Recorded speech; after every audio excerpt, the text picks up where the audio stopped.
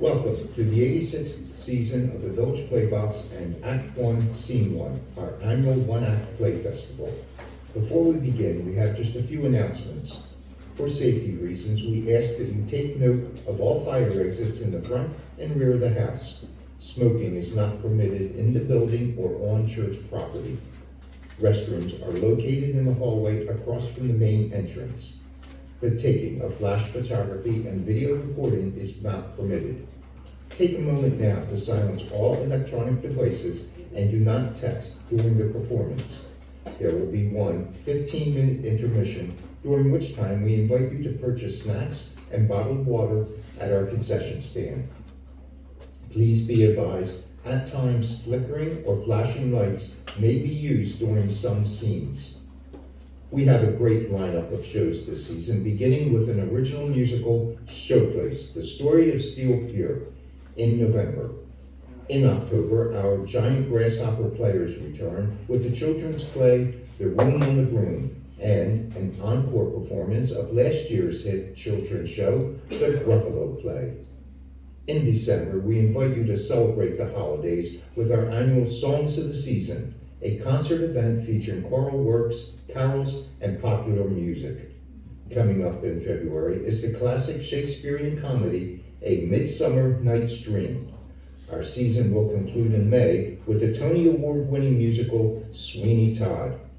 Visit our Facebook page or website for information about auditions, concerts, and other exciting theatrical performances we have scheduled this season.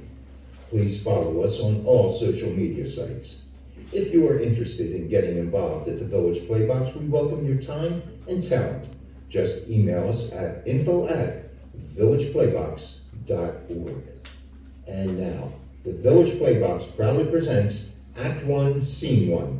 We hope you enjoy the show.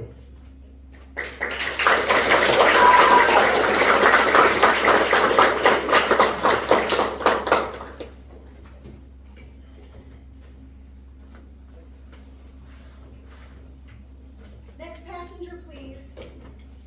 Checking any bags? Yes, just this one. I'll take that for you. Why, that's very large. Quite heavy. I know, I had to pack a lot of things for my traveling companion. You have a pet? Not a pet, an emotional support animal. In there? That's right. Don't worry, it fits right under the seat in front of me. You're aware we have regulations regarding the size of pet carriers. The carrier must exceed the size of the pet by 2 inches in all directions when lying down. For the comfort of the pet, you understand. Of course. And how large is your pet? Not a pet, an emotional support animal. Quite small. I assure you this carrier is sufficiently large. Well, in that case, it must be a very small cat. Is it a kitten? Nope. A Chihuahua puppy? No, he's a turtle. A turtle? The turtle of turtles! I'm not sure we allow, that is rules and regulations. Yes, is there a problem? Well, never seen a turtle before. Really? How odd. Well, they're green, round, with 4 short stubby legs, and a hard shell. Would you like me to draw you a picture? I mean, a turtle on a plane. I've seen turtles in the world at large, but on a plane? I've never seen a turtle on a plane.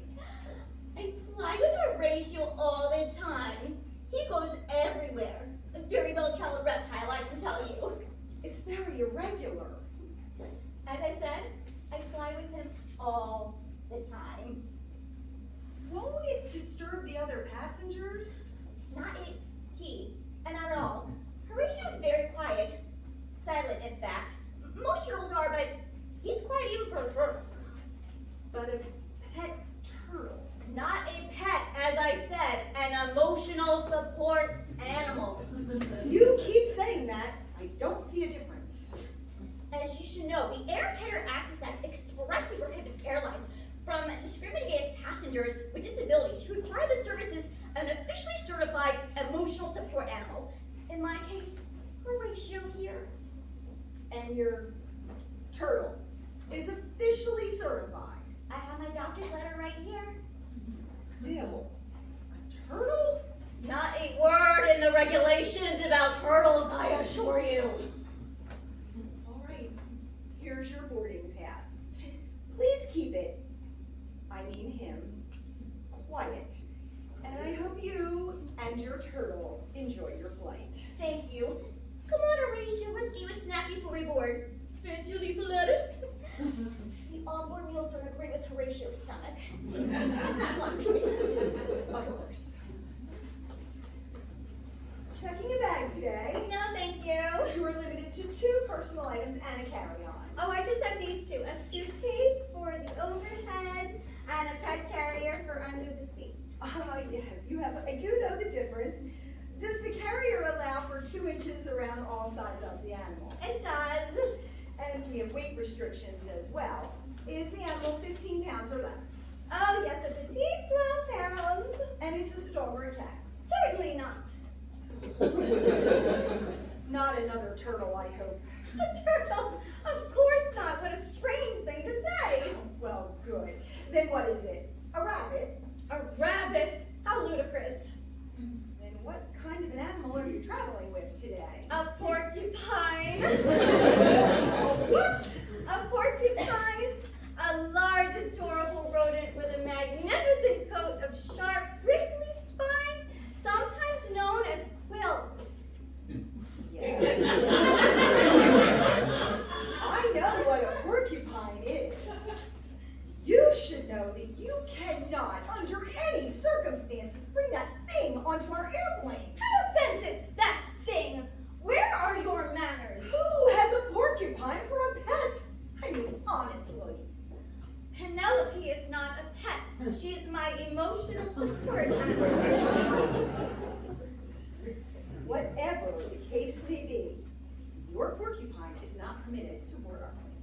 This is outrageous! It most certainly is.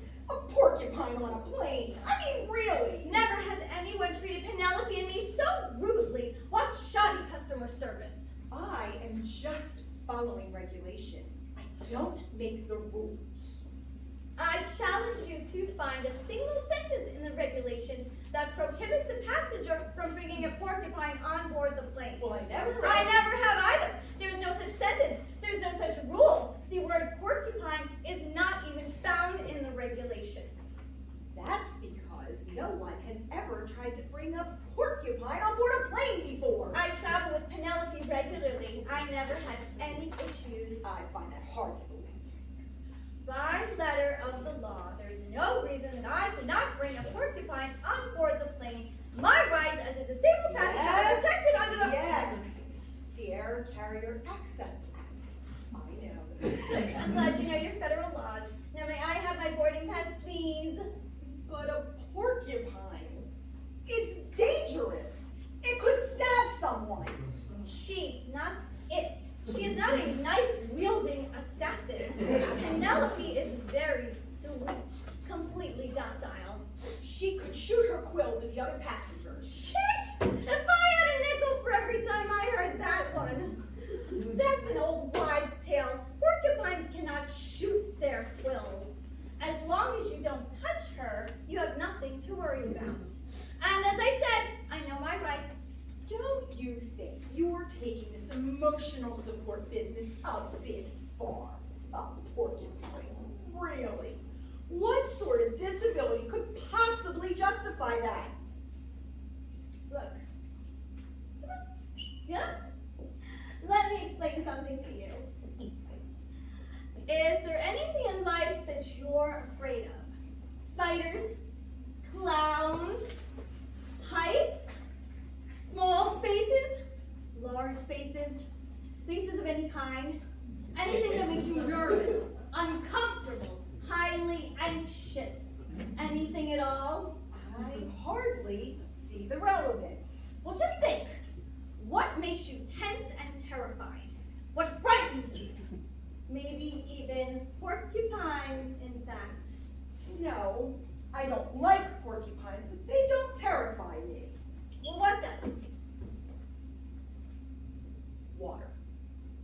Water. Drowning, you mean? I can't swim. Well, many people can't. And I can't hold my breath for very long. Can't hold my breath underwater. Of course, no one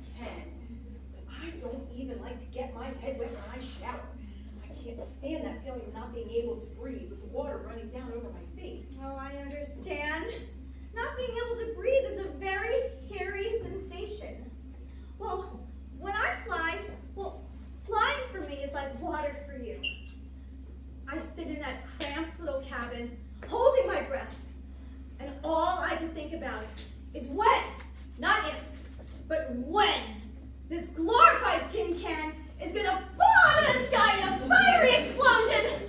I'm so afraid to die I can't even breathe. Well, just the way you feel when you put your head under the water. That does sound awful. Oh, a lot of people are afraid to fly. Some people are so afraid it causes them crippling anxiety, a psychological disorder. But sometimes we have to fly because we have no other choice. And for people like us, our emotional support animals keep us calm, help us breathe. I've never really thought of it like that before. Never thought of emotional support animals at all. Oh, Penelope loves me unconditionally. She's so cuddly and affectionate and comforting. She calms me when I'm anxious. She's the only thing that makes it possible for me to sit on a plane without panicking. And believe me, the last thing that you want on your plane is a passenger breaking out in a full-blown panic attack. Good point. All you need is a little compassion for me and an open mind about porcupines. Oh, Penelope is as gentle as a kitten. She would never hurt anyone. And she's better than Porcupine Prozac for me. Well, when you put it that way. Oh, thank you for your understanding. May I have my boarding pass, please? Here's your boarding pass. Just please keep your porcupine in the bag at all times. And have a safe flight. Oh, thank you. Come on, Penelope. Let's get you something to drink. A little pineapple juice to wet your whistle. Checking bags. Yes, thank you. Both of these. I'll take those for you. You're bringing the duffel as your carry-on. It's a pet carrier, actually. Well, don't worry. I've already had 2 of those today. I've been well educated on the importance of emotional support animals. Just try me. I'm very open-minded. What is it? Oh, wait, let me guess. A dodo bird, or a duck-billed platypus. Dodo bird, a platypus, of course not. How absurd. You can't stop me. People bring all sorts of animals onto planes these days. It's a medical need, and protected by federal law. Not to mention appalling, but a very amusing joke. I make no judgment. A dodo bird, a duck-billed platypus, it's all the same to me. It would be impossible anyway. The dodo bird is extinct, and the duck-billed platypus is venomous to the touch, and causes excruciating pain upon contact. But I'm sure it could be quite docile in the right hands. Besides, this trend of keeping exotic animals as pets is very unfortunate. Finally, someone with a normal animal. You'll have to excuse me. It's been a very strange day. Now, is it a dog or a cat that you have there? Neither, actually. Oh, a rabbit then. A skunk. Excuse me? You're excused. No, I mean, what did you just say? You're excused. No. Before that, what did you say about a skunk? Nothing in particular. I simply stated a skunk. Why, in God's name, would you do that? I don't understand the confusion here. I stated a skunk in direct reply to your question regarding what type of animal I have. Or was that simply a rhetorical question? No. I mean, why, in God's name, would you bring a skunk onto an airplane? Well, I obviously can't leave him behind, can I? Wellington gets very upset when he's alone. Acute separation anxiety. I take him with me whenever I travel. Let me guess. You fly with your skunk all the time. Not really. He prefers trains. Every once in a while, we have to fly, you see. Sometimes the destination is too far to take a train. So I see. You fly with your skunk every once in a while, but he prefers trains. I prefer trains myself, as a matter of fact. Traveling by air these days is a nightmare. They've started charging for food, they nickel and dime us with baggage fees, and the people are so inconsiderate. They bring their children on the planes and they kick the back of the seats in front of them. I mean, it's almost intolerable. I can imagine. Actually, after today, I can imagine just about anything. I, for one, don't know why they even allow children on airplanes.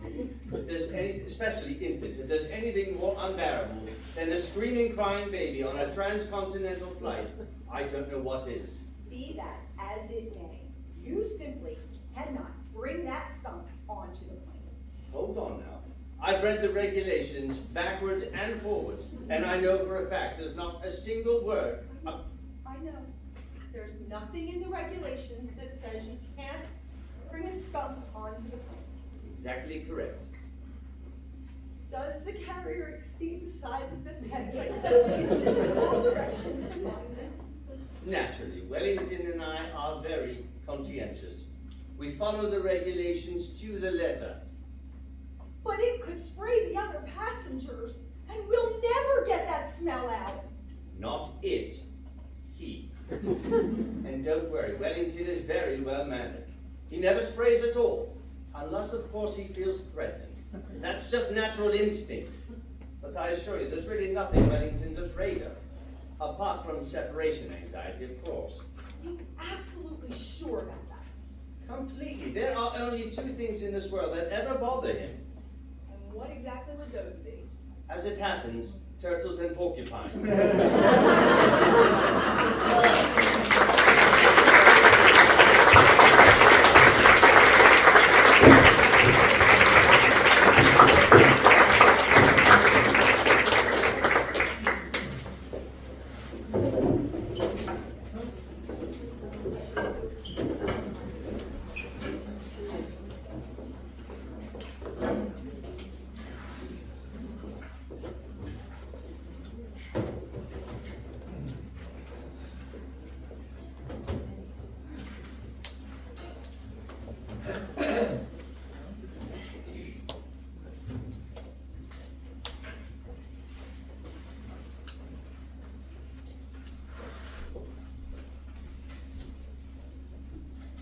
Help! Help us! Stop it, Jeremy. It's not worth it. No one's coming to save us. But I just don't understand. Why are we trapped in here anyways? I'm just so hungry. Stop complaining, Zoe. Maybe if you help me find a way out of here, then we could escape and get some food. That's what got us into this mess in the first place. We stole that ham, remember? Well, it was your idea to steal it. You thought we'd get away with it. You said no one was watching. I thought no one was watching? Do you think Athena ratted us out? Yeah, probably. She's so annoying. I bet she just didn't want to share. You started the whole cell? You don't have enough scraps. Oh, I don't want to eat scraps off the floor, but I don't know what else we can do. I'm hungry.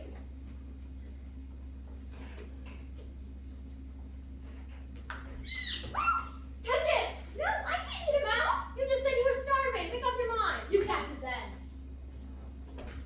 Caught it. Want a bite? Maybe bite for you instead. Ah! Oh, come on. There goes our meal. Look what you did. You said it was dead. I thought it was dead. What do we do now? We have to get out of here. How about we both bang on the door? Sure. Do you hear something? Sounds like someone's coming. We're saved.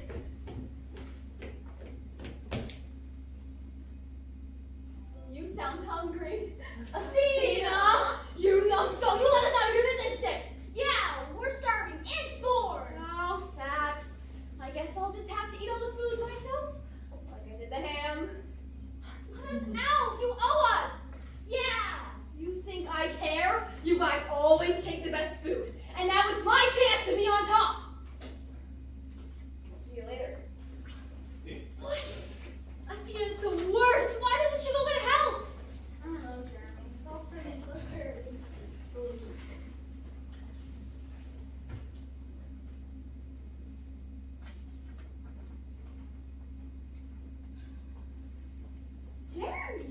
starting to look kind of brown. What?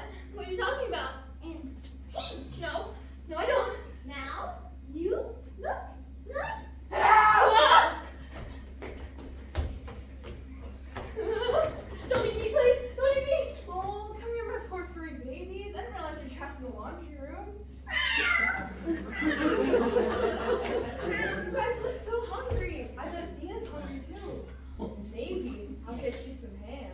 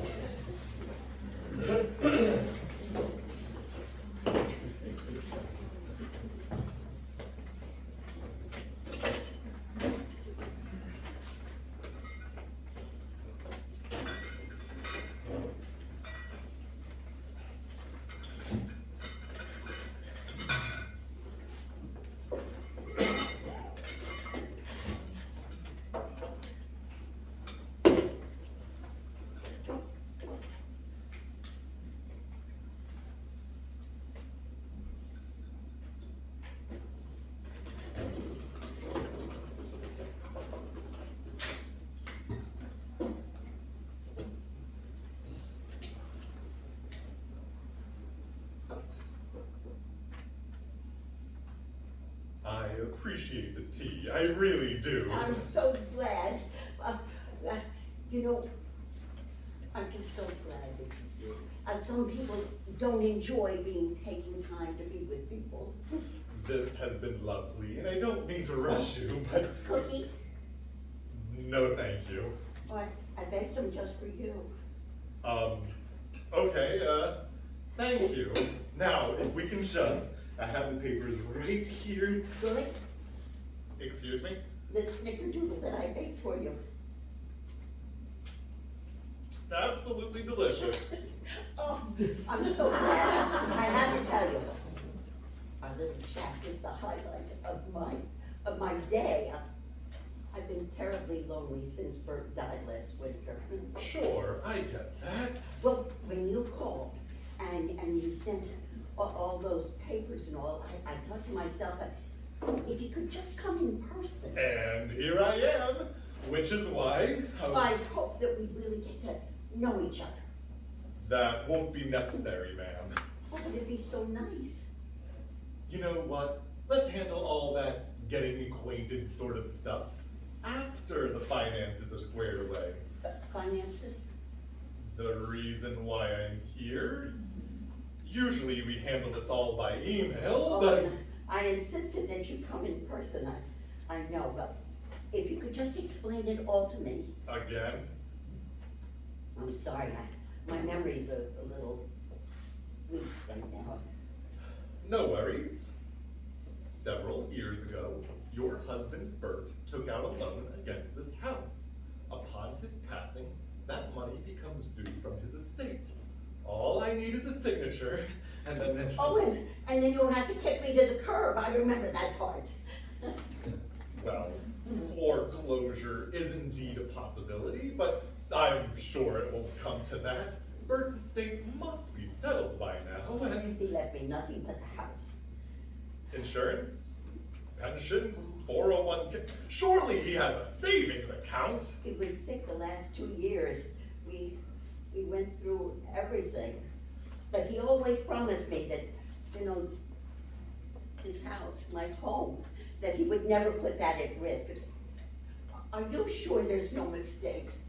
I'm afraid not, ma'am.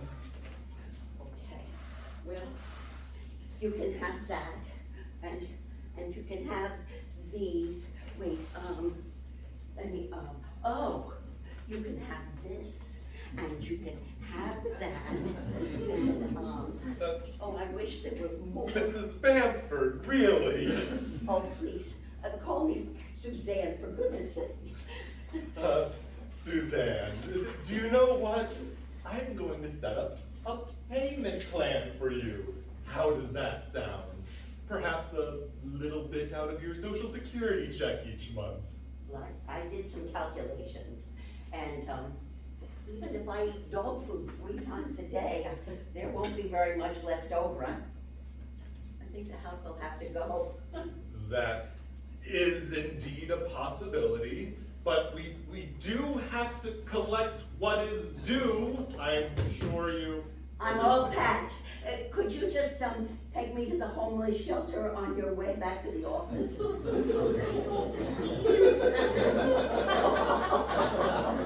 You must have family or friends you could stay with. Not really. The process will take a while. You could stay here until then. It'll give you plenty of time to make plans. Oh, you know, I think I ought to just get started adapting. I mean, it's not gonna be easy. I called the shelter. You are not gonna believe what they said to me. If you could just sign where I've indicated. They said that they open their doors at 6 o'clock in the evening, but in the morning, boom, 9 o'clock, everybody has to get out. Well, what am I supposed to do all day? I can't walk a lot. You know, I have this bad hip, and libraries, they don't allow loitering. Perhaps you could get a job. At my age? Well, McDonald's. With my memory, I'd rather be mixing up all those items in the right and left, and I'd give everybody a free Whopper and a Fribble or something. I think I ought to find one of those homeless encampments, under a bridge or in an abandoned subway stick. Do you know of any? Not off the top of my head, but once you sign these, I'll do a little research for you. Oh, aren't you kind? So if you could just. To do that for a little old lady you don't even know, whose husband borrowed money from you and didn't even pay it back. Well, that just shocks me down to my toes. Bert never owed a cent. He didn't owe anybody. He didn't owe to anybody. And then out of the blue, he takes a loan on our house. I mean, without a word to me. I'm so sorry, but we've been over this many times. I'm gonna have to die knowing that he was nothing but a cheap con artist. And he took advantage of my better nature. It breaks my heart. It just breaks my heart. Nevertheless. I know. I have to pay what is due. I'm afraid so. Let me ask you, Mr. Watkins, may I call you Lee? Lee is fine. So Lee, do you believe in euthanasia? Like killing pets euthanasia? No, like killing people euthanasia. I was thinking that, it might make more sense if I just sort of, popped off. I think you might be overreacting a bit here. Oh, not under the circumstances. Perhaps you could help me. Help you? Well, I think we have to face facts. I mean, this is not going to be easy, and, in the winter, it's going to get pretty cold under that bridge. Maybe I'd be more used in heaven, where, husbands don't lie and strangers don't take your house. I don't know. Let's try not to think like that. All you have to do is give me an injection. Fentanyl. I heard that was pretty easy to get. Do you have any sources? I don't think I could do that for you. So you won't tell me directly, but you would. Hey, let's be fair here. Well, in the end, how much difference is there?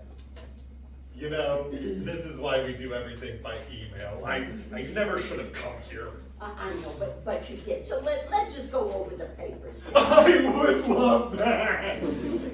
Just sign here, and I'm out of your hair. Could I just see the original loan documents that my husband signed again? Could I see that?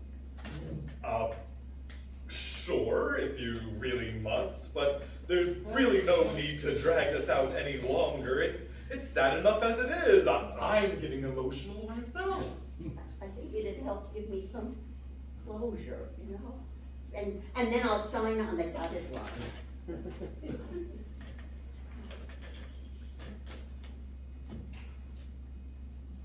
That doesn't really look like Bert's signature. As you said, he was getting pretty sick. His hands must have been shaking. Oh, well, that makes some sense, yeah. Oh, I see that this was notarized. Does that mean that he was in person, that he had to go to a notary to get it done? Absolutely, we do everything by the books. City Hall? Did he have to go to City Hall to get it signed and notarized? Yep, then he sent them straight off to us. Now, I really should get going, so if you could just... Well, you know, that's really odd. What now? Well, I have a cousin that's a notary at the City Hall. I thought you didn't have any family around here. None that I could live with. She has this chronic congestion. She blows her nose all the time. These tissues all over. I don't think I could live with that. Be sleeping under bridges? But look here. What? Just look here. That's the notary's name, Beth Withers. So what? That's my cousin. Oh? Yeah, you know, I should have noticed this when you, emailed these to me, but I'm not gonna lie to you, I was so upset when I heard about this. I mean, I cried for days. I mean, the idea of giving up the house that Bert and I lived in all of these years. I mean, I don't know, I can't believe that. Well, gee, couldn't tell you anything. The confidentiality, would it have been right for her to have said? But you know, that makes sense, that she wouldn't say, I'll have to ask her about that. You know what she told me about? She told me about this scam that was targeting recent widows. Can you imagine something like that? Nope, sounds like one of those conspiracy theories. Those people must be lower than the dirt on the floor of a public toilet. I mean, honestly, they forge papers and then they take it to this grieving widow and they say their husband, you had to borrow money on your house and you have to pay up or get out. And they actually do foreclose on them unless somebody, questions that. But you must have heard of something like that because you're in the finance business and all. Sure. I really should get going. But what about the papers? You can sign those later. But a minute ago, you seemed in such a hurry for me to eat dog food and give you the payments from my Social Security check. I never said anything like that. Well, you never seemed very broken up about the fact that I had to go to a shelter and, you just didn't seem upset about that. Like you said, your memory's getting pretty bad these days. I don't recall any of that. You're right, my memory isn't too good. But that's a good thing because I recorded our whole conversation. You what? Are you okay? You have to sit down? Are you Recording a conversation is illegal, lady! You need two-party consent in this state! Look, I may be wrong on this, but I don't think that the police need your consent. And the police were very involved with setting this whole thing up. Oh, that's the boys in blue now. Oh, honey, there's no way out in the back. No, I said to the policeman, I said to this nice policeman, you might want to send somebody around back just in case you got a little something. I'm afraid you're going to have to pay what is due. Coming.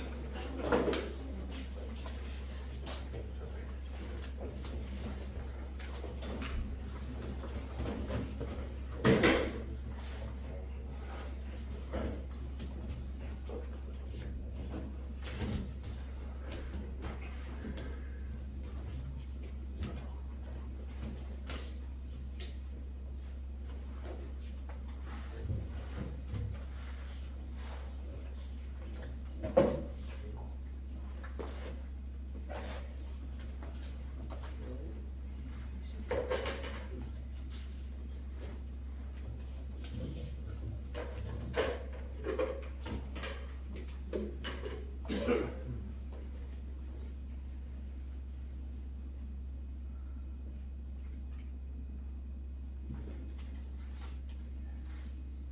you notice the little red fox this morning? What little red fox? The one that keeps popping through the bushes like a little nosy neighbor. Oh, him? He's not nosy. Or her. They're not nosy. It's their street. The Fox's street. We just live on it. You're right, it is their street. It just seemed like they knew something was up, all the hustle and bustle. No, they're just going about their foxy business. We're the nosy neighbors. We're the ones who were like, what are you up to, Fox? Why are you hiding in those bushes, Fox? Where's your family, Fox? What'd you eat for breakfast this morning, Fox? Probably chickens. Definitely chicken. Someone's chickens. John and Betty's chickens? No, John and Betty don't have chickens. Don't they? No. They have content. Can I come in by any chance? Are you gonna make me do anything?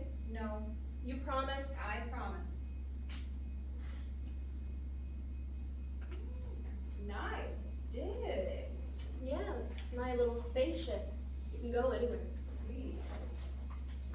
It's meant for one person, but the two of us combined are sort of like one person. Are you calling me small? No, I would never do that. Okay. You're big, Thank you. powerful, Thank you. mighty. That's good, thanks.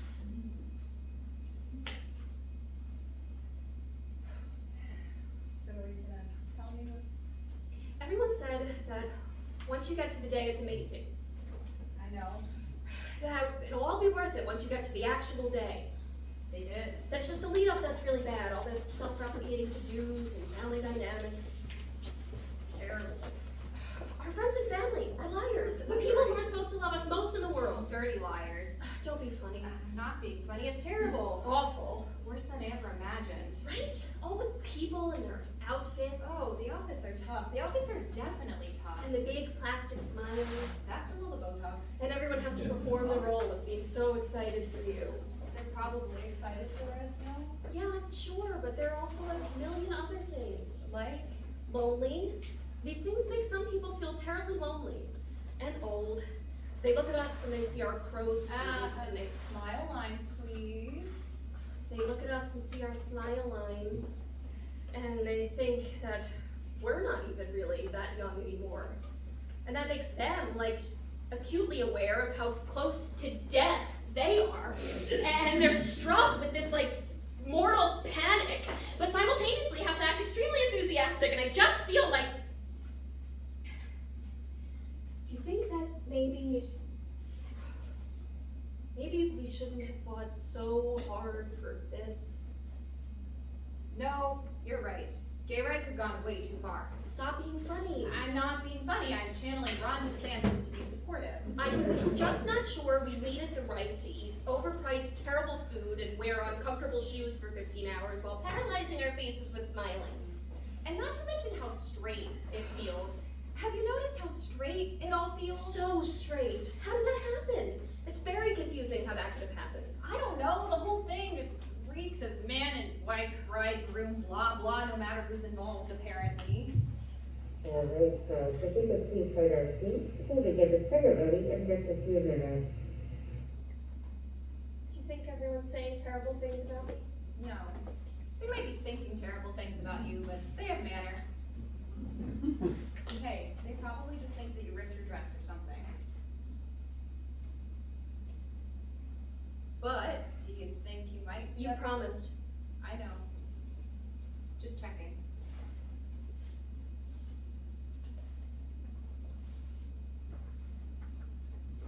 I met this lesbian checkout lady when I was picking up the place cards. See, for a misanthrope, you know, you're always meeting people. Her name was Jane. She and Carol had gotten married in their backyard. Just did like a really tiny family kind of a thing. In the moment I thought that was sort of sad. Like it was the manifestation of internalized homophobia or something. Like they didn't want too many people there because of shame. But now, do you think that maybe being proud doesn't have to mean we just inherit the rituals?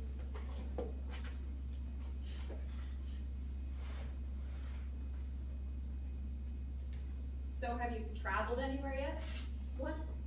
In your spaceship? Oh, no, I was waiting for you.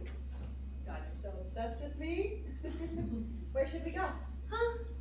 In our spaceship that can take us anywhere in the whole universe. Oh, I don't know. Maybe the DMV. No. Yes. No. Yes.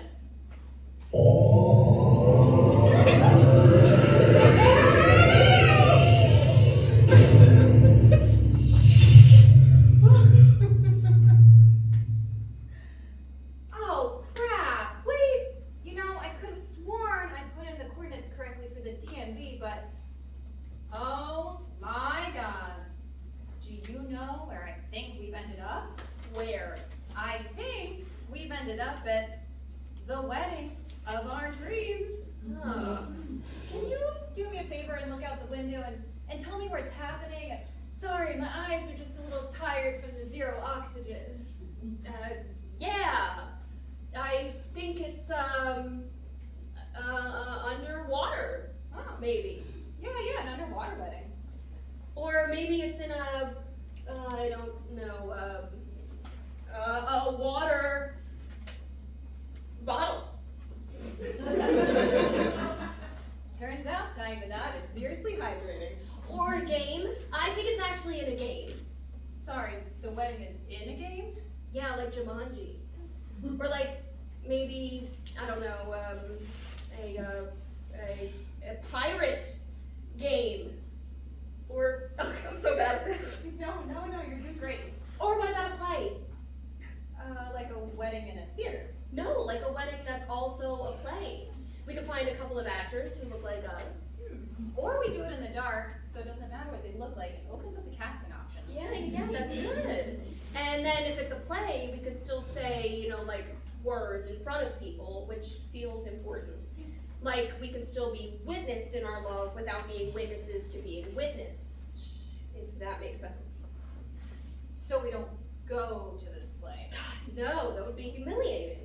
Or if we go, we don't tell anyone we're going. We just pretend we're regular audience members. I like it.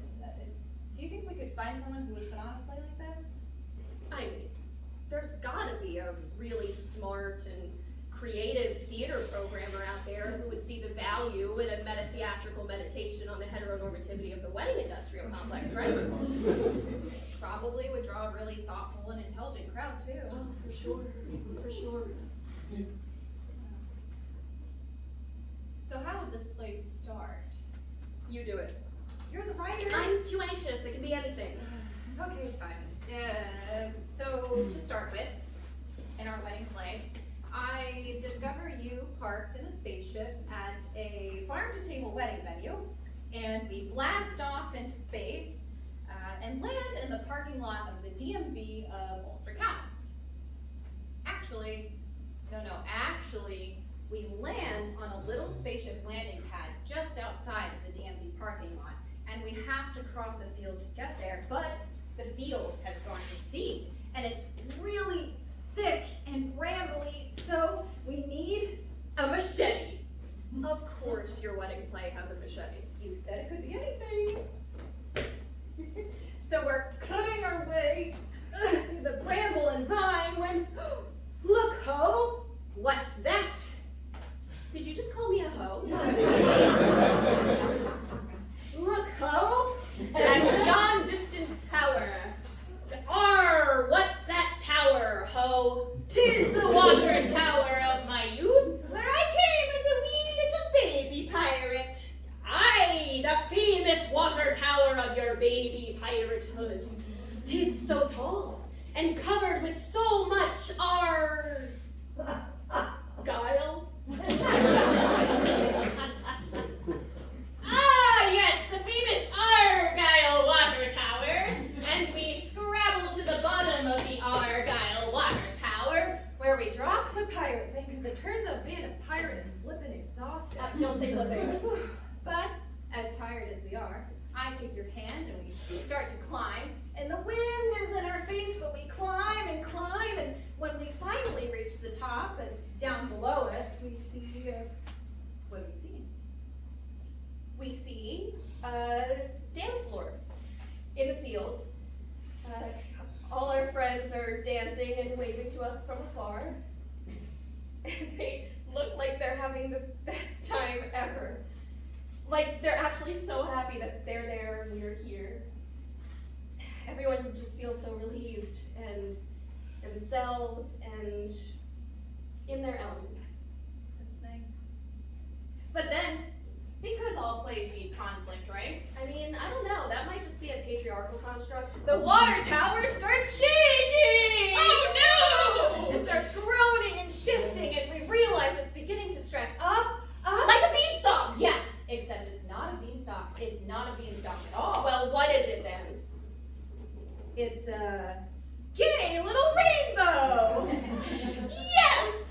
And our feet start sinking into the gay little rainbow. And they come up all gloopy and smelly and strange. And they realize they made a wrong turn. A very wrong turn. Because suddenly, the road is made up of deadly month-old rhubarb pie. Oh, such an inexplicable texture. It's such an otherworldly hue. Baby, I really did think Aunt Lucy gave us an empty pie basket when I tucked it away in that cupboard. The impeccable Amish weave was a red herring. Oh, please don't bring up herring at a time like this. Sorry.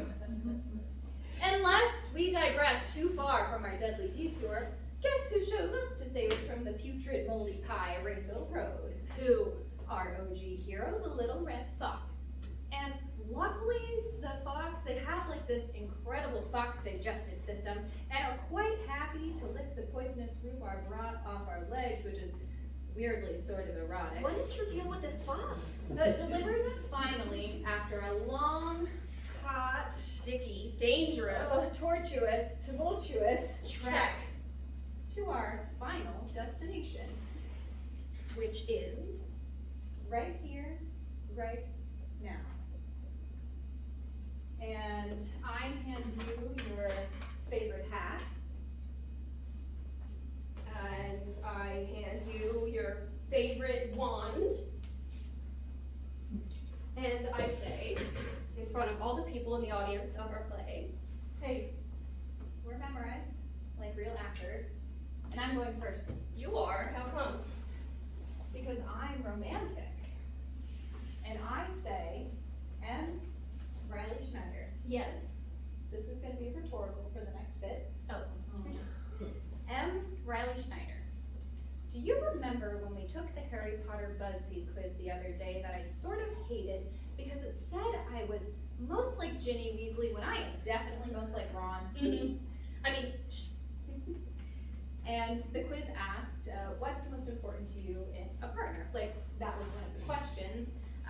And I chose that they inspire you. Well, I saw your brow sort of furrow and the edges of your mouth squeeze a little, which is the face you make when you don't believe things. And like when we were watching Megan the other day, and there's that scene where Allison Williams' character definitely doesn't pick up on the fact that her Frankenstein robot dog definitely murdered the neighbor's dog. That face. And I knew you were making that face because you don't believe that anyone is inspired by you anymore. Which is also maybe a little bit why we're here. Wherever it is we are. In addition to the heteronormativity of the wedding industrial complex. right, because you believe that somewhere in the mess and confusion of becoming an adult that you gave up your right to any kind of spotlight, including this one here today. But the thing is, I don't see you that way as someone uninspiring. To me, your love is bedrock. It is floor, but it is also spaceship. It is also rainbow moldy rhubarb pie in the sky. You can't help making the ordinary extraordinary, and you compulsively coax it out of hiding whether you intend to or not. So, now, in front of all these very attractive people that we do not know, I want to make a couple of reasonable promises to you. I promise to keep you warm, to wrap my body around your body when the power goes out, which it will, because our house is very old. I promise to be there when things get hard, and when you just want to quit, and unquit, and quit again. I promise to never force you to feel differently than you feel, but just to remind you that we're in this together, forever, and that there are 1,000 ways to do life and ritual, and it doesn't really matter what anyone thinks, because a wedding is a moment, but a marriage is a story we tell and keep telling. And I think I'm a little bit biased, but I think we tell pretty flipping weird stories together. Don't say flipping.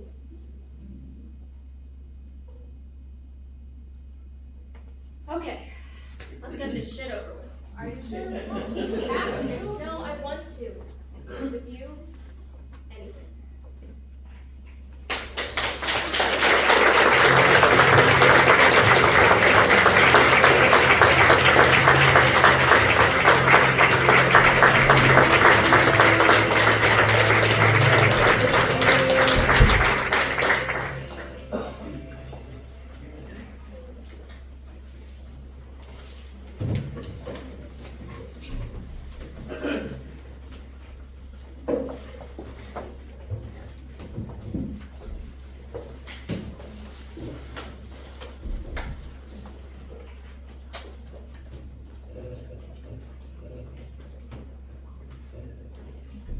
Ladies and gentlemen, the cast of Just Another Day at the Airport, directed by Ariel Johnson.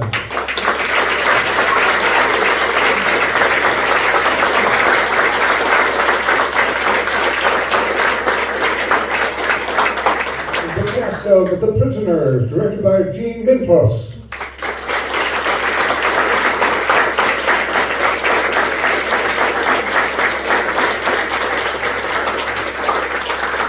The cast of What Is Due, directed by Michael Hicks.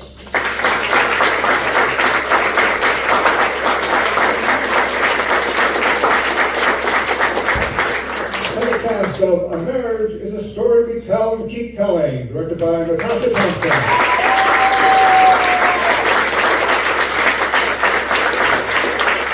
And we'll have a 15-minute intermission, have some food, and come back for the second half. Thank you.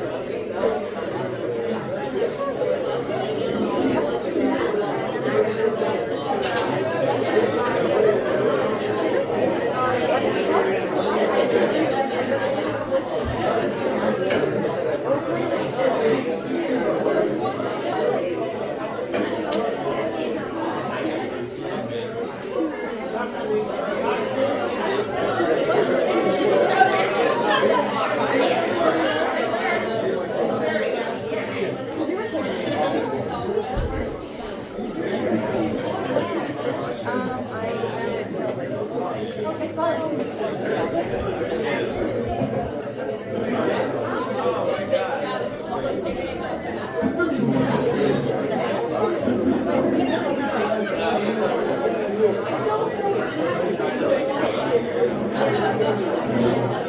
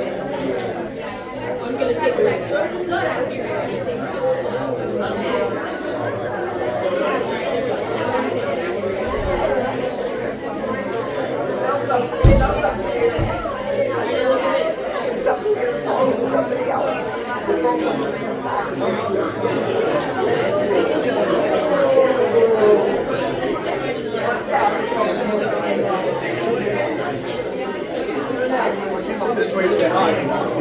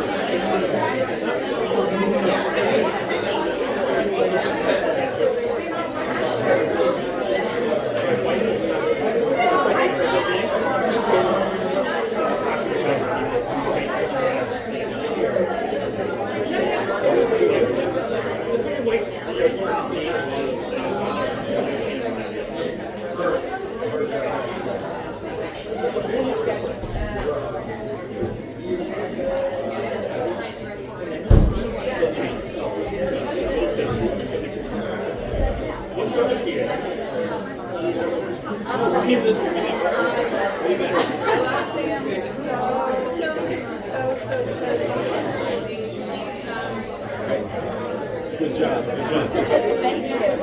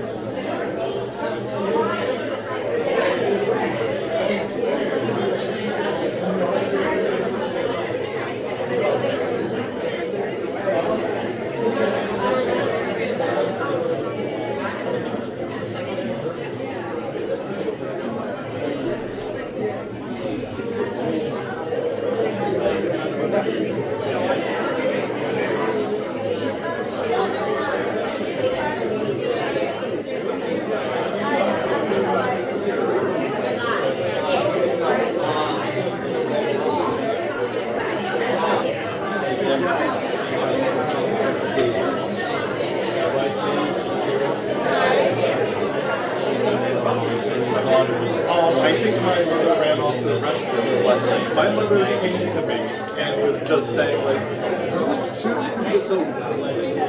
was so confused. So like, did they actually do like a show and a wedding? And it's like, is this it? Are we witnessing? My my mom was surely, my mom told me, my mom but if I see her, I'll make sure that she will sing the praises before we do the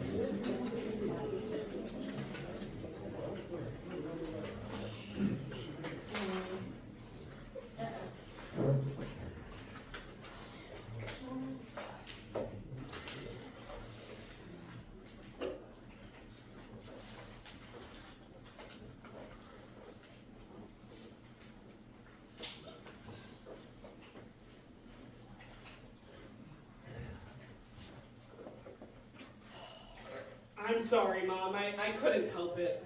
You said that. We had this one customer who just kept standing in the cold and flu aisle reading every box. I tried to ask if she had any questions, but she ignored me. I'm sure. Then she went to the birthday card aisle and read practically every birthday card. The roast is cold. I like it cold. It's supposed to be warm. It smells great. It's disrespectful to your father. I couldn't just throw her out of the store. Sunday dinner has always been at 5:30 sharp. I know, but with me working Sundays now, maybe we could move it to 6 o'clock.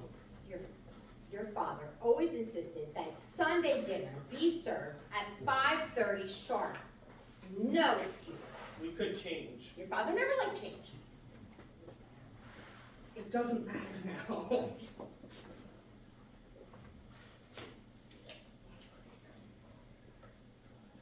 $5:30 on the dot. The dot.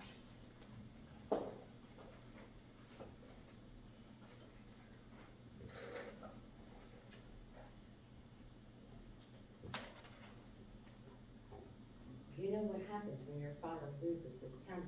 You don't have to worry about him losing his temper.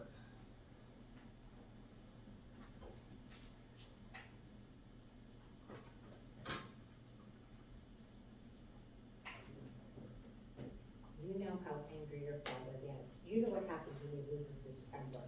You don't have to worry about how angry he gets. It doesn't matter now. He's gone. Don't say that. He's not coming back. Lower your voice. Not ever. Shh. Lower your voice. We should talk about it. There's nothing to talk about. Setting a place for him isn't going to make him appear. I think I know your father better than you do. Not if you think he's coming back. I never said he was coming back. Then why do you act like he never left? Why do you ask so many questions. Because you act like he's still here. He is. You need to stop pretending like he's gonna walk through the door and sit at this table. I'm not. I know it feels like you never left, but that's because you keep everything the same. That's because he's in here. I see him. In this room. Yes. I don't mean in your imagination. Oh, I can see him. You're scaring me. Let me slice you another piece of this roast. Salad? He's not coming back. Don't talk nonsense. He's been gone 3 months. He hasn't even called.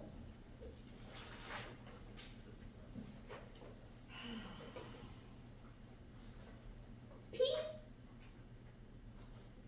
They're always your favorite. No. They're Ben's favorite. Oh. You're right. They're Ben's favorite. You like stewed tomatoes. I'll make those next week. Mom, it's time to stop. I know. I'll freeze the roast and I'll make it with the stewed tomatoes with a pinch of sugar and sea salt, just the way you like that. No. I've just been told that you were home on time. It's disrespectful to your father. This is crazy. I don't know what you're talking about. Setting places for Dad and Ben on Sundays? This roast is rare. Are you listening to me? Ben is dead. Don't say He it. died in a car accident 6 Don't months talk ago. about Dad it. tried to beat the train. It's probably why he left Stop after it! he... Killed your brother?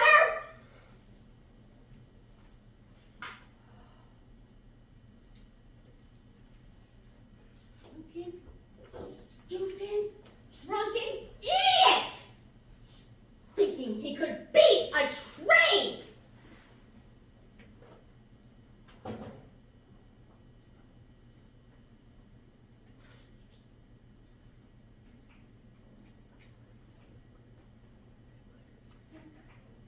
My baby smashed to pieces.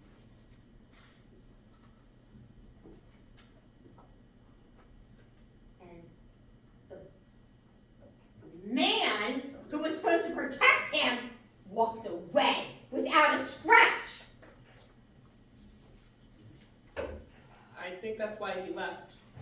He couldn't face you. Why should he leave? 3 meals a day. His word law. But you changed. You stopped speaking to him. I wish he went to me. I think he was scared of you.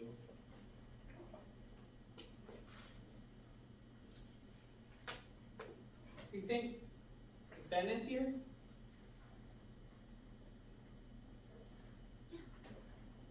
In my heart. But not in this room. Of course not. But Dad is? With us. You should like him.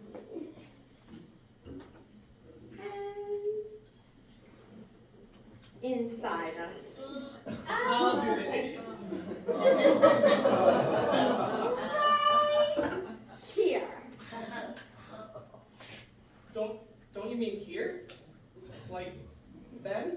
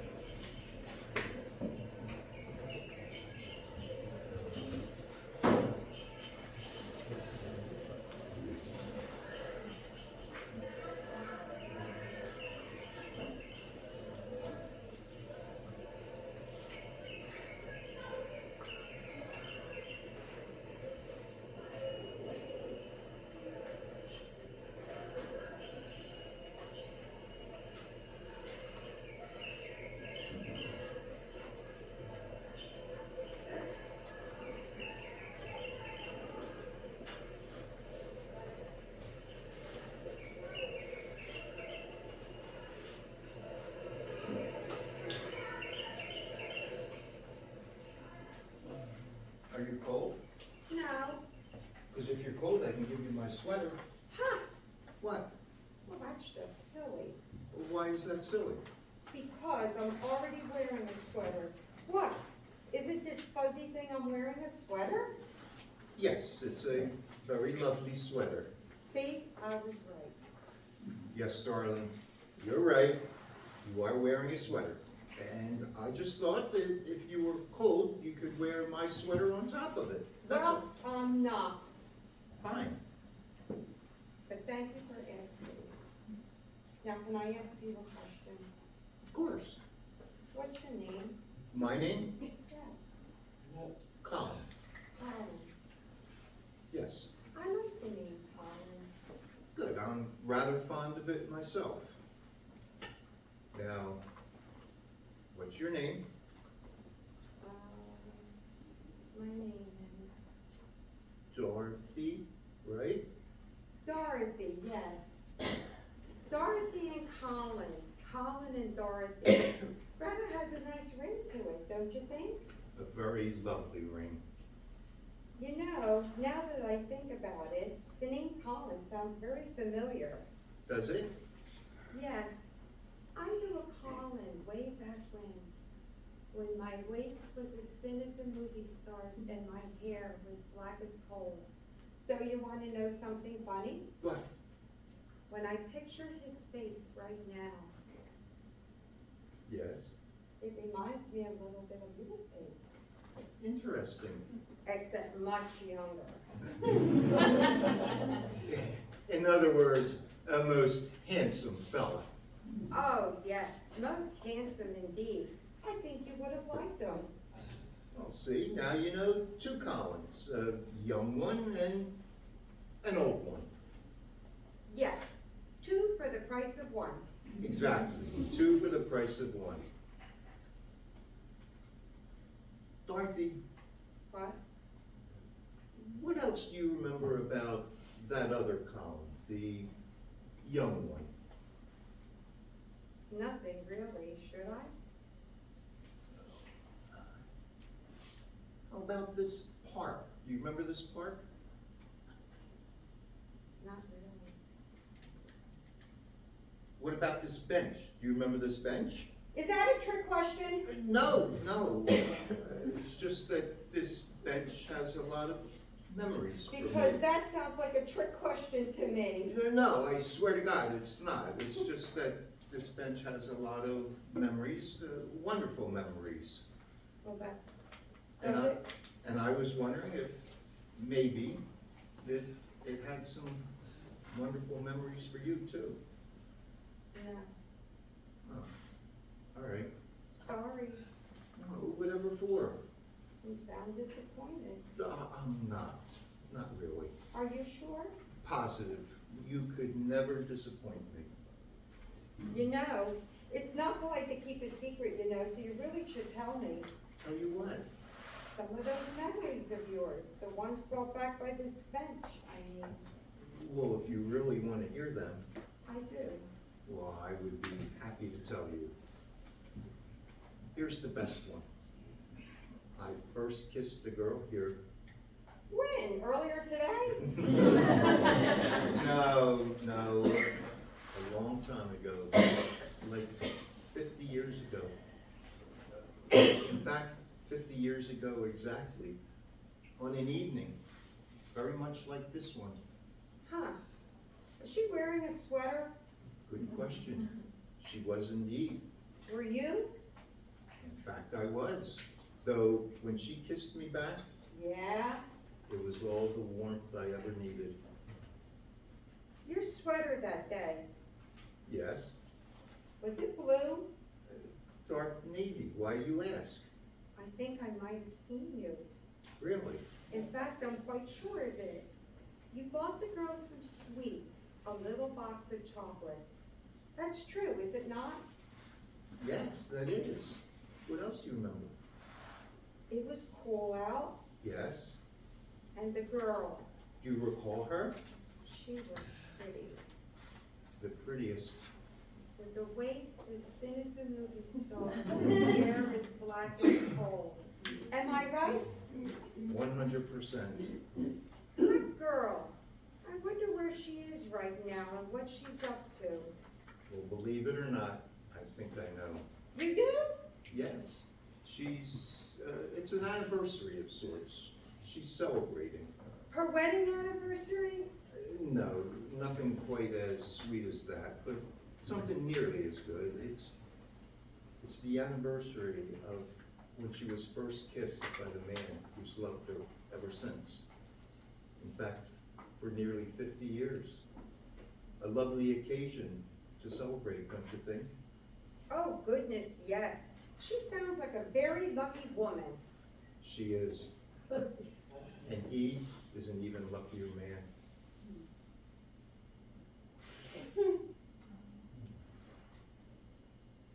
It's okay.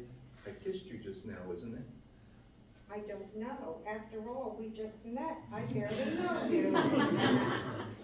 Maybe I could come see you tomorrow and you could get to know me better?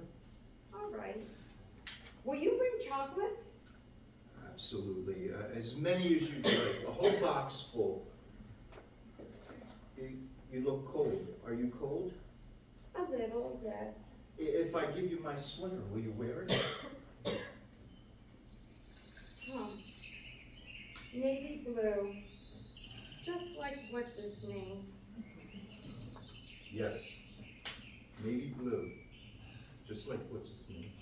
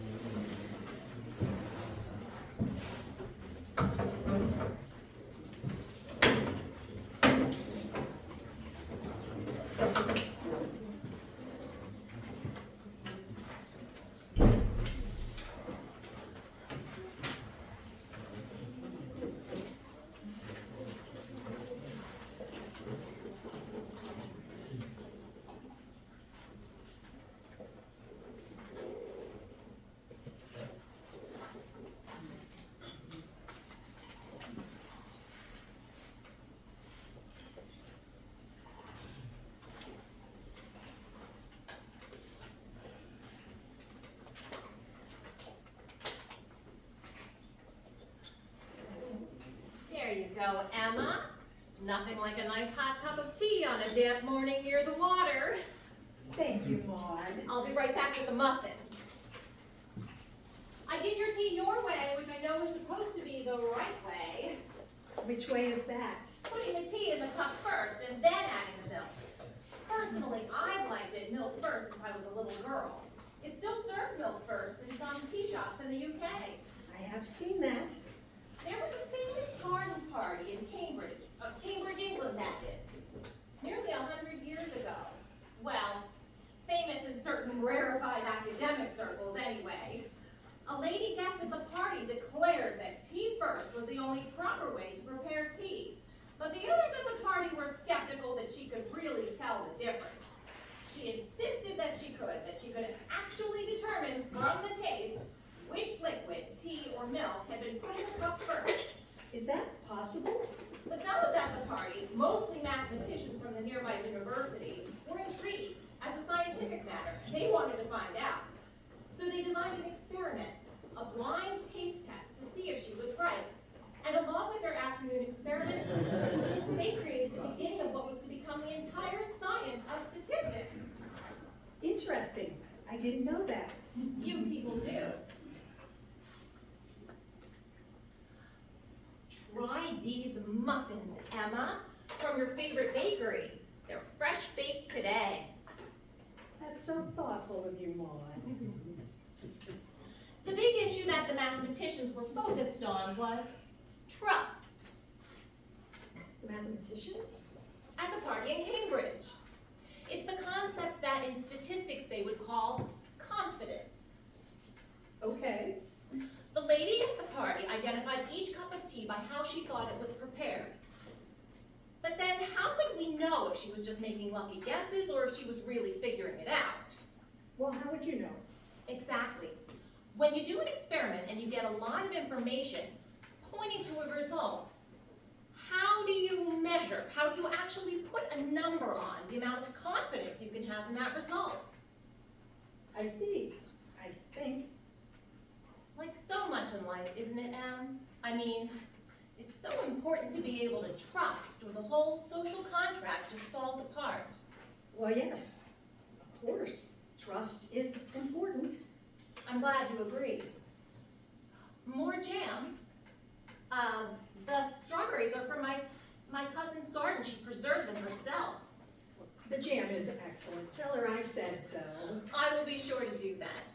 Anyway, that was what was so important about what the Cambridge fellows figured out. How to determine how much confidence to have in the results of their experiment to see if the lady was really right, if she really could tell how the tea was made. Was she? Mm-hmm. Was the lady right? She was, would you believe? Well, that's amazing. Isn't it? These are the things you learn with a statistician for a husband. Fun facts. Yes, I suppose they are. Or obscure facts, perhaps. I suppose most people would find being married to a statistician dull as dishwater. Awfully boring. I don't find Russell boring. He is quite the work drone, of course. Many a late night at the lab while I'm home alone watching Netflix. Energetic men work hard. Energetic. That's rarely a word people use with Russell. But perhaps he is. Dedicated then? Yes, he can be dedicated. He loves his work. But then who am I to talk? Or either of us, really. How do you mean? Well, you and I certainly had our late nights when we were younger and both of us working at the agency. Oh, we did, Maud. You're right. Many a late night. Although, they weren't all late nights working. Especially when the boys from marketing were in the market for a little recreation. Exactly right, Maud. Those were good times. We had fun. The good old days. Oh, they really were. Then I met Russell. And you met Andrew. And we settled down. And here we are. Yes. You don't find him at all boring, do you? I'm sorry? Russell, you don't find him at all boring. No, that's what I said. Exactly. In fact, that is why I wanted to get together this afternoon. What is? You and Russell, not finding each other boring. I'm sorry. On the contrary, in fact, very much getting along as I've come to find out. What are you saying, Maud? I think you know exactly what I'm saying, Em. I really do. Oh, no use trying to hide it. That particular cat, as they say, is out of the bag. Maud, look here, you have to understand. Oh, well, I think I do understand. I think I understand quite well, actually. I think you don't. I think you really don't. Whatever you may be imagining, it wasn't like that. It wasn't like that at all. It just happened. Unavoidable. Inevitable. A force of nature. The two of you simply couldn't keep apart with the torrid heat of your passion for each other. We do care for each other. I care too, Em. And actually, that is why I invited you to the house today. Why? To have tea. And to tell you, as I have just done, that I know about you and Russell.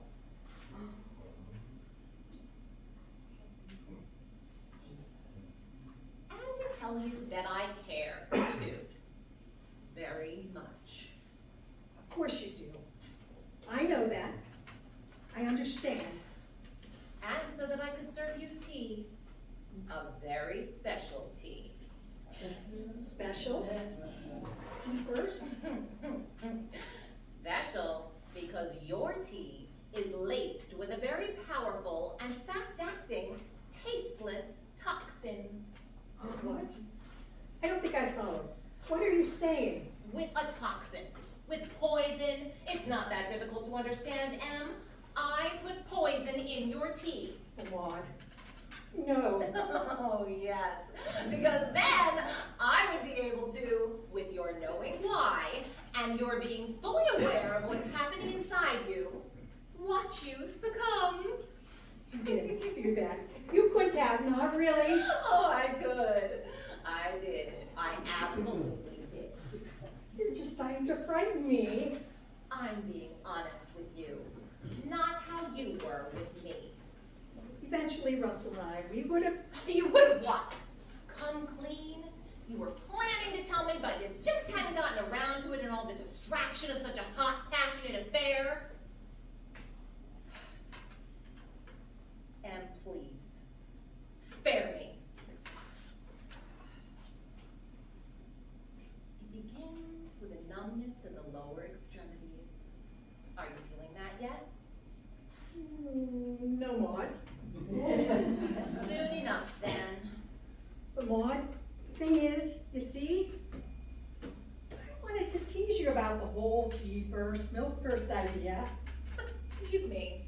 What are you talking about? Oh, it seems so silly. Two liquids going into a cup, they're just going to mix together, right? The order they put in could hardly matter. So I wanted to show you, prove to you that you couldn't tell the difference, that the whole milk or tea first thing was bogus. How could you do that? That's what I'm trying to explain to you. Oh God, this is dreadful. Maud, when you went into the kitchen to get the muffins, I switched our cups. What do you mean? Just that. I switched our cups. I put mine in your place and yours in front of me. Are you serious? Totally. I wanted to prove to you that you could taste the difference between the different preparations, that you wouldn't know the cups weren't the same, so I switched them. You didn't. I did. You couldn't have done that. It was just for the fun of it. And as it turns out, you couldn't tell the difference after all. The whole idea of pouring different ways to pour a cup of tea was just as nutty as it sounds. But that doesn't matter now. I can't believe this. It's true. Trust me. At least on this. Oh, Maud, you don't look at all well. Oh, Maud, it looks like you're experiencing numbness in your legs, and maybe in your arms, in your face. Numbness everywhere. Are you, Maud? Are you numb? Oh, you can't answer, can you? It must be the poison paralyzing your nervous system. Oh, I'm gonna call 911 now. But if they're right, if you're right, they're not going to be able to help, are they? Look, it's pretty scary. I hope it's not terribly painful. I'm truly sorry that I had to come to this. It didn't have to end so awfully. But then, the poison was your idea. It was your doing, wasn't it? So, oh, look at you. Fast acting indeed. Goodbye, Maud. Yes, I need an ambulance.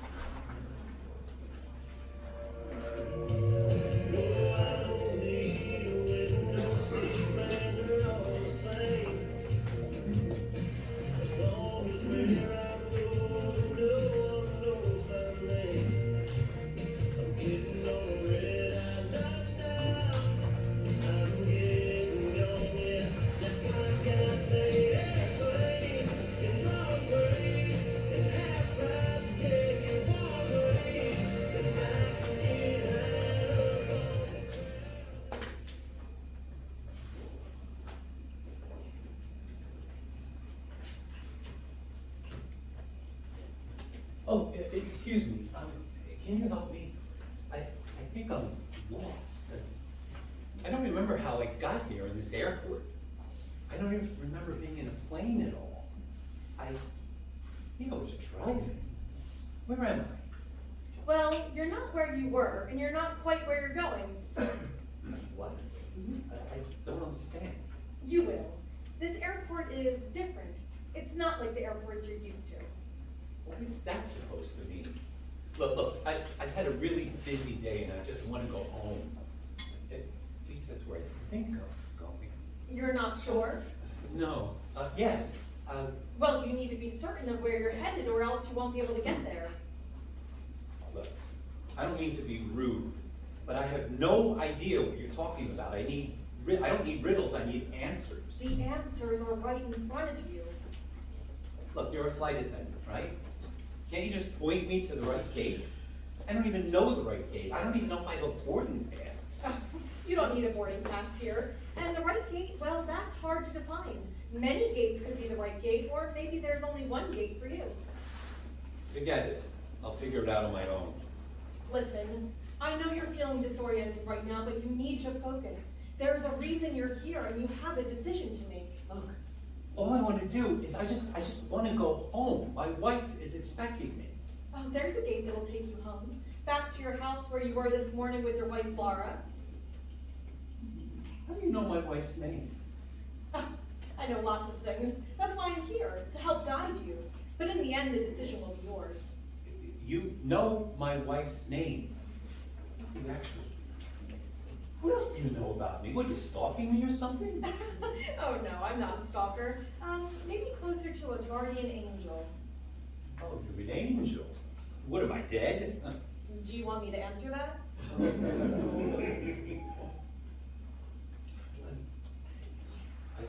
was driving. You were. You were on your way home from work when a truck was speeding and ran a red light. You died on impact. Oh my God. I'm dead? I'm dead. Yes, but that's why you've been sent here. So, is this heaven? Or hell? Or purgatory? Actually, it's none of the above. Well then, what is this place?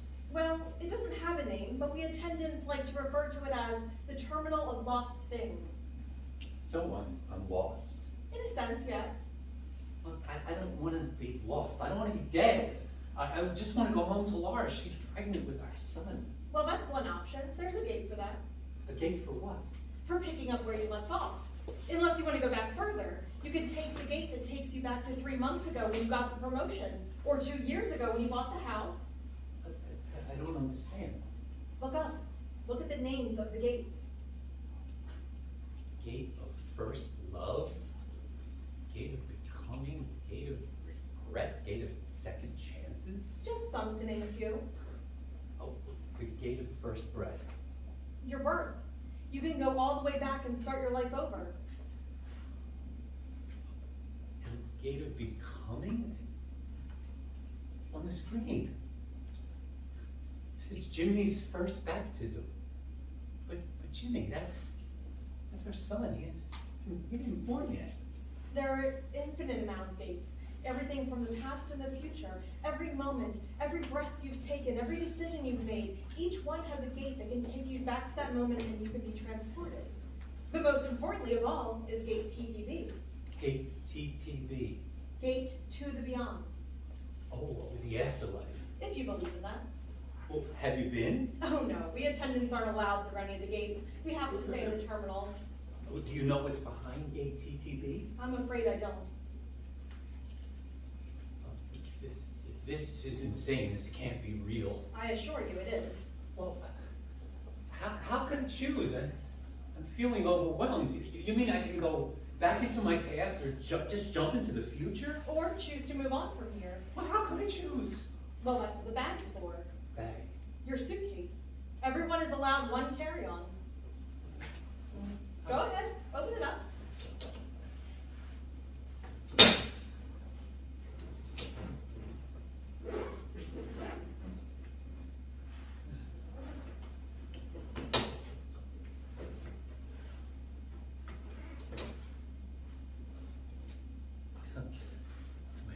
passport?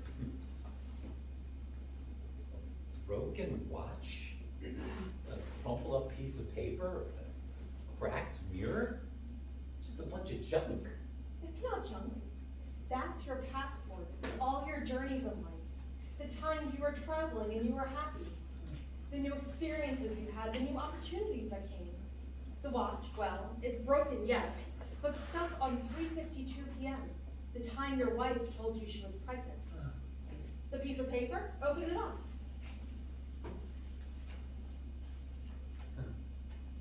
It's the first love letter I ever wrote to Laura. I never sent it. You were too afraid of what she'd think. Oh, and the cracked mirror? When you look at it, it shows an image of yourself. The image may be distorted, but so is the way we view ourselves. But it's you, and in the end, you will always make the best decision for you.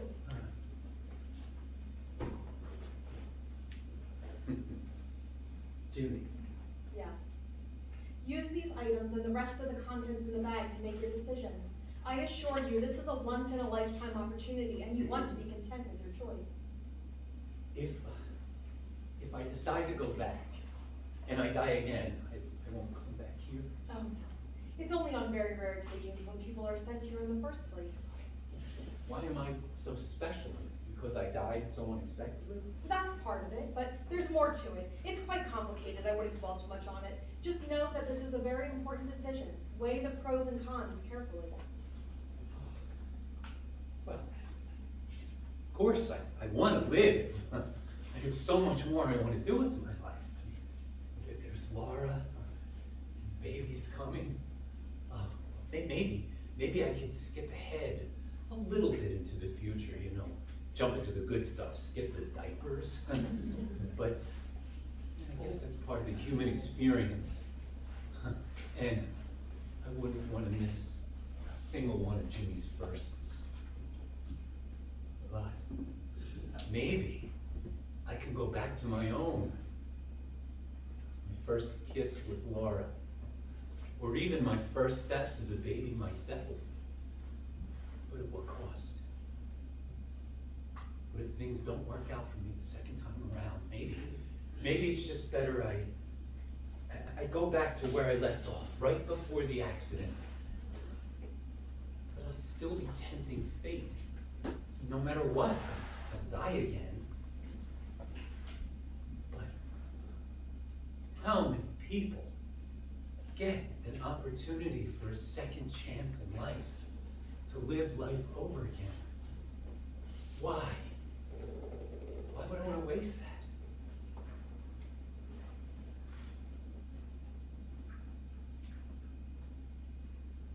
Jimmy. Attention all passengers. This is the final boarding call for all passengers flying with Humanity Airlines. Passengers who do not board before the gate closes will be left at the terminal. Now is the time to decide. The planes are boarding and they'll be leaving soon. And trust me, you don't want to be stuck here forever. I know what I'm going to do.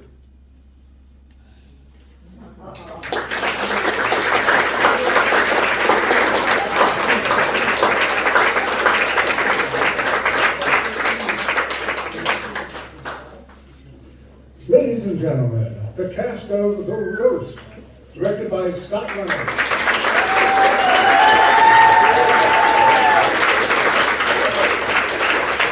The cast of Happy Anniversary, directed by Steve Allen.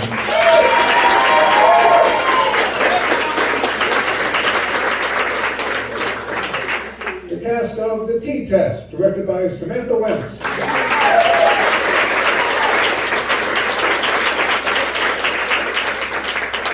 And the cast of Final Boarding Call, written and directed by Amber Griffin.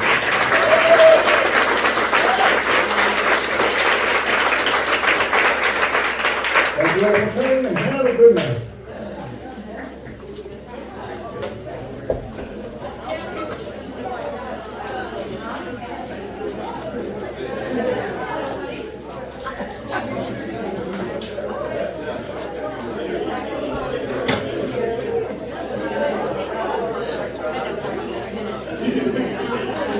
We have this back.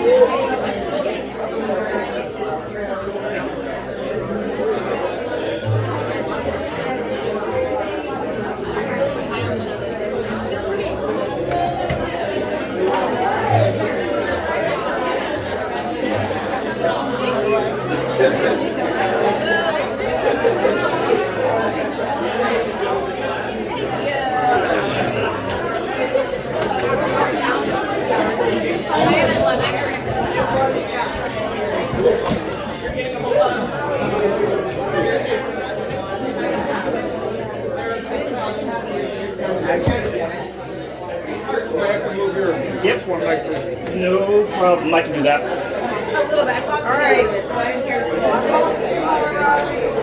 I'll talk to you tomorrow. All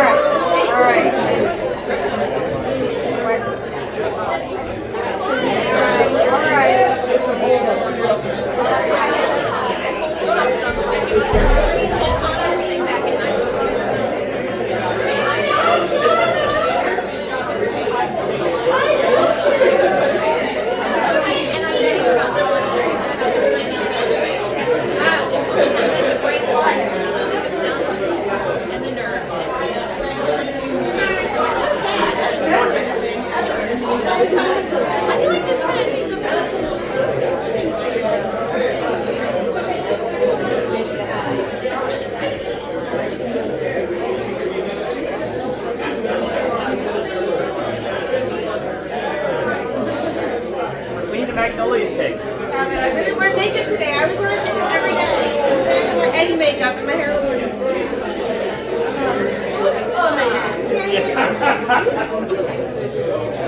You're born with it.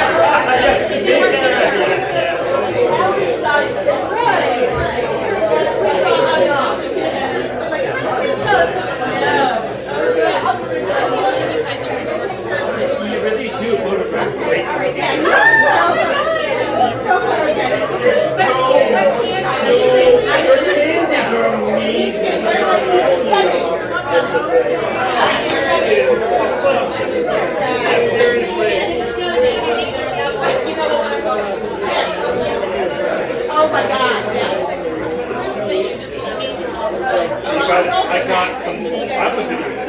Oh, thank you so much.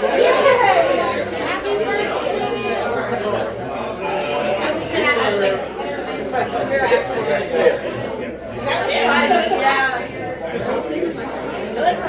Yeah, the facial expressions were awesome. I missed the kids. They are some like adorable facial expressions. That's one thing I do.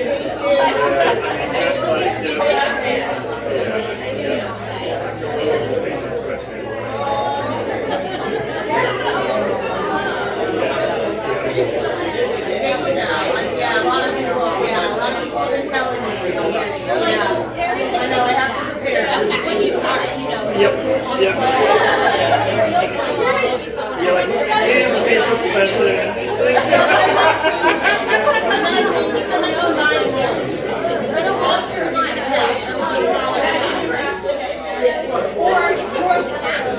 Yeah, I know. Yeah.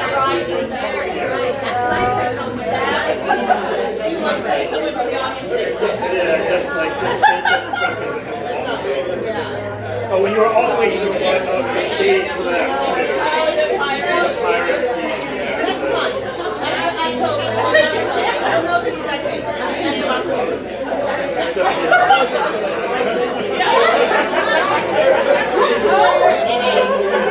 In the moment. And just look at her. Look at that.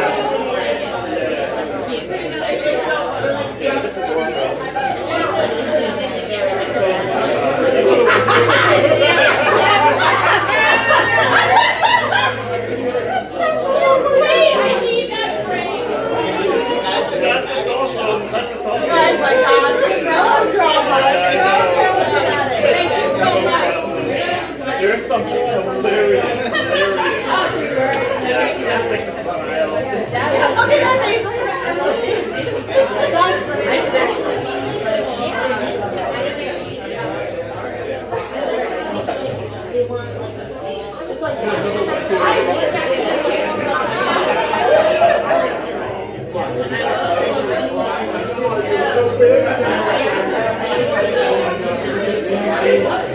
Oh my God.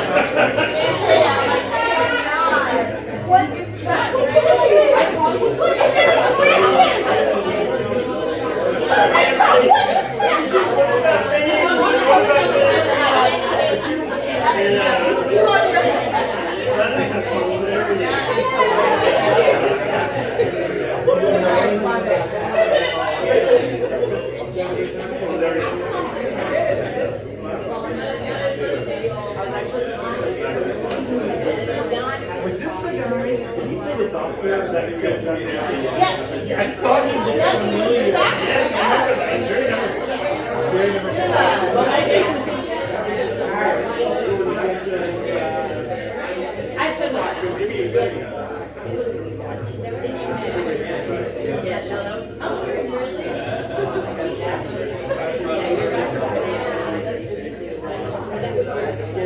I was still looking at you, but I just associated myself.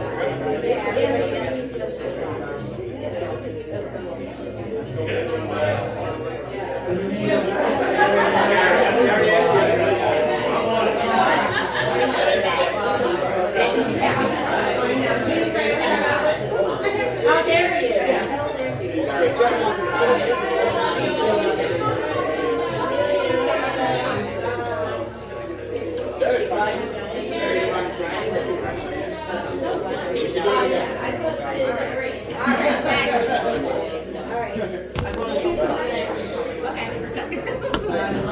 Okay.